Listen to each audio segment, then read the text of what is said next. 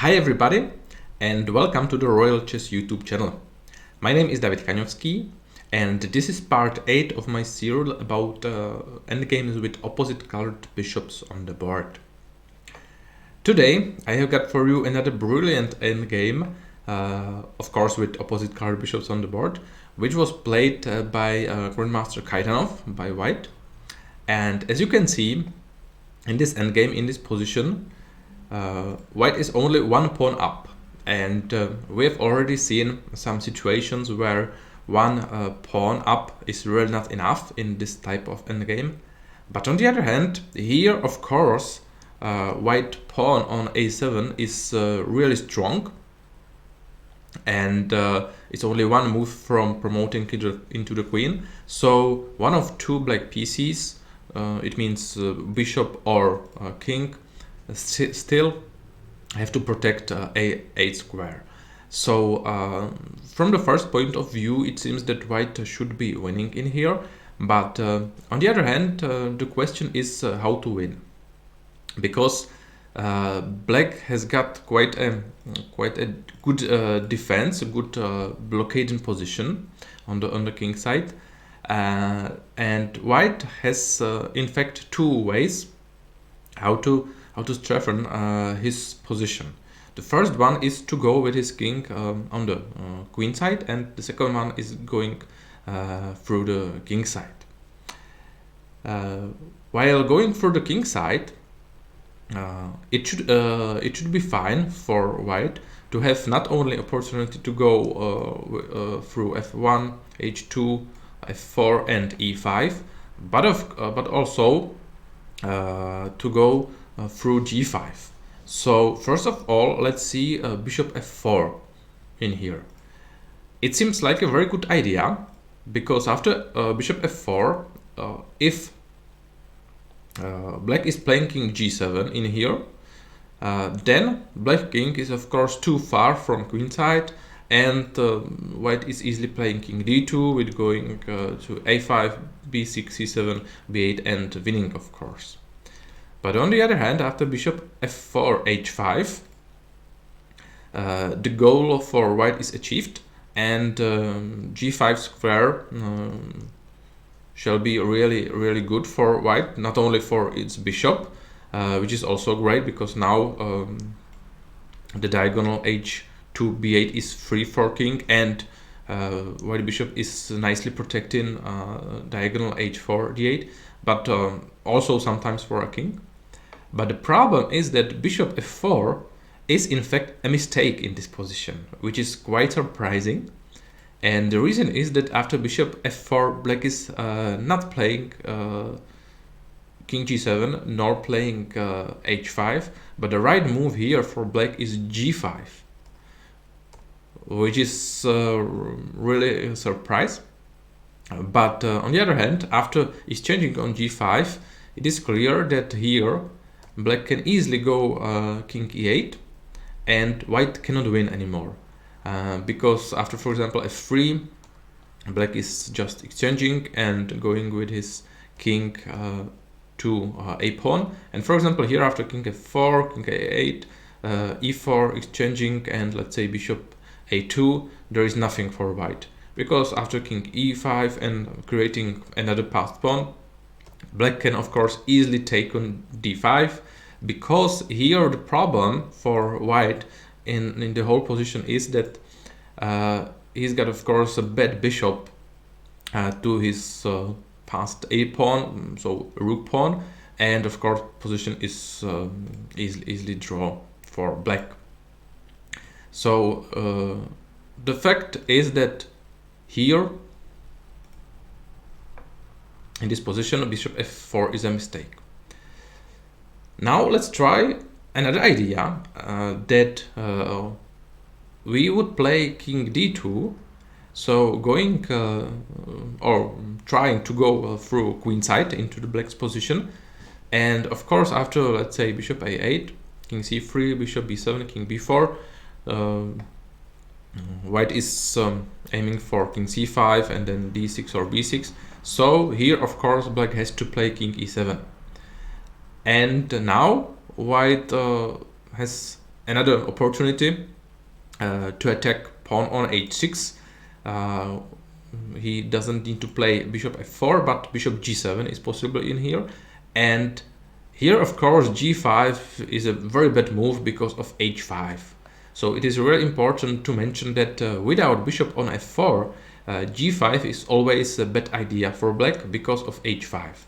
And now, of course, white is easily taken on h6 with creating another really strong passed pawn, and white is easily winning. But after bishop g7, h5, king c3, it seems that white achieved his goal. So now g5 is free, and white still can go through h2 to f4 and so on. But here another brilliant defending idea comes by black, and black is playing surprisingly king d6 after king d2, king d5, and here the right way for black is active defense.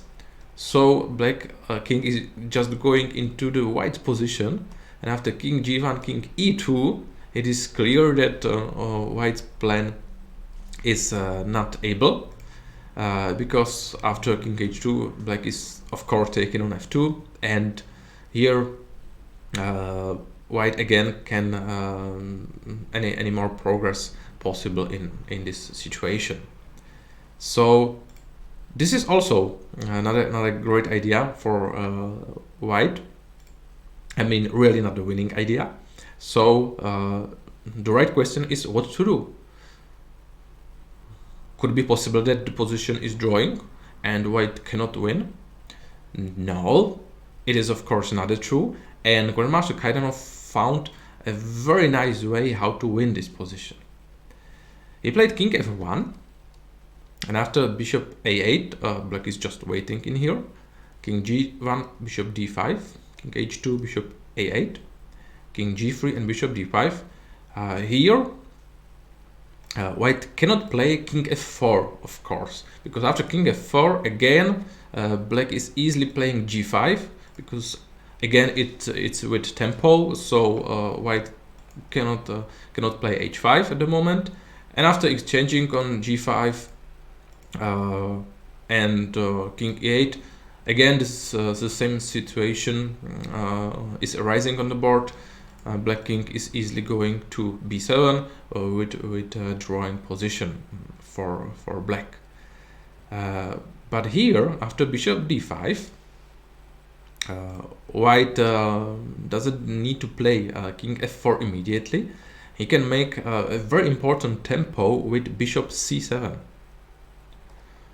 And it is in fact a key move of this endgame, of this position, because here, if black would play bishop a8, king f4 is already a good idea, and after g5, not taking on g5 of course, but king e5. And here black cannot protect both threats by white, so I mean h5 with blockading king side and making weak pawn on h6, and king d6 with going to black position. And of course after king d6 white king is easily going to b8 and promoting a pawn into the queen. So here it's a problem for black. So that's the reason after bishop c7 black needs to play king e7. So here of course after king f4, which is a mistake, black can again play g5, and after king e5 easily taken on h4, and of course king d6 is not possible anymore. But after king e7, here it comes the great winning idea by white, and a really surprising idea, because Kaidanov played bishop f4. And now of course you can think, how is it possible that white is playing bishop f4? We have already seen that after bishop f4, g5 is a great defense by black with drawing position. So how it comes that here it's possible. The truth is that after g5, again, of course, after taking with h pawn on g5, the position is drawing. But white doesn't need to take on g5 with a pawn. He can take there with a bishop, and that's a winning move. So bishop taking g5 and pawn taking g5. So here it is quite instructive and a little bit funny that the right way how to win this endgame, this position, is in fact to avoid opposite colored bishops on the board by sacrificing white bishop for 2 pawns. And here, not only that white is having 3 pawns for a bishop in together, but of course the most important thing is that white has already 2 passed pawns. But still, after king f7, white needs to play precisely in here to get a win. And here white can make a mistake again quite easily, because very natural move king f4 is a mistake in fact, because after king g6 it is clear that white has a problem, because of course after going with a king, pawn on g5 is falling, and after f3 black is easily playing king f7, and after exchanging on e4 and again king g6 back, white cannot make any progress in here. It is quite visible, I believe. So after king f7, the right way how to protect pawn on f4 is to play f4. And of course, after exchanging on f3, white would just play king f4, e4, and creating another passed pawn. So black tried king g6 instead. But here, white found king h4 with g4. And it is also a very important move. First to play g4. And after exchanging on g4, now the position is the position of white on the king side is the best how it can be at the moment. So after bishop d5, it is finally the right time to use queen side to go into the black's position. So here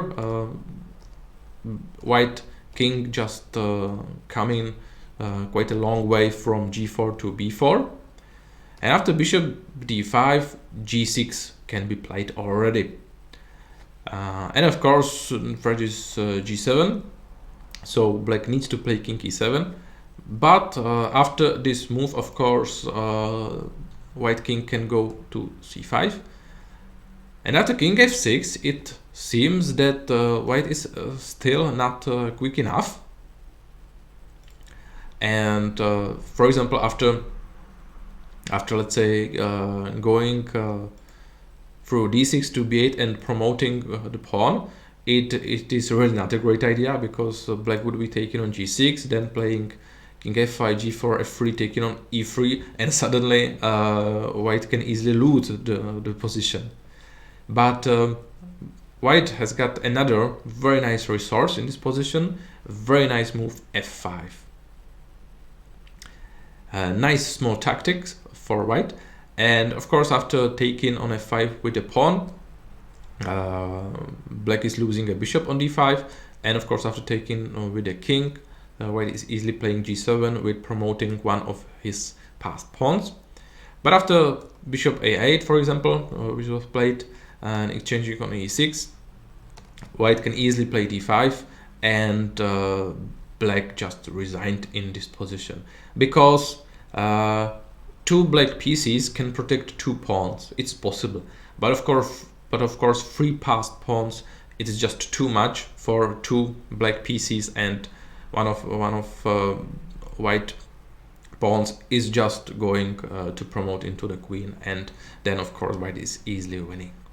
So this is another great endgame, great show by Grandmaster Kaidanov, who won this position. Very instructive and very nice idea of sacrificing a bishop on g5 with creating more pass pawns, and really beautiful win by white.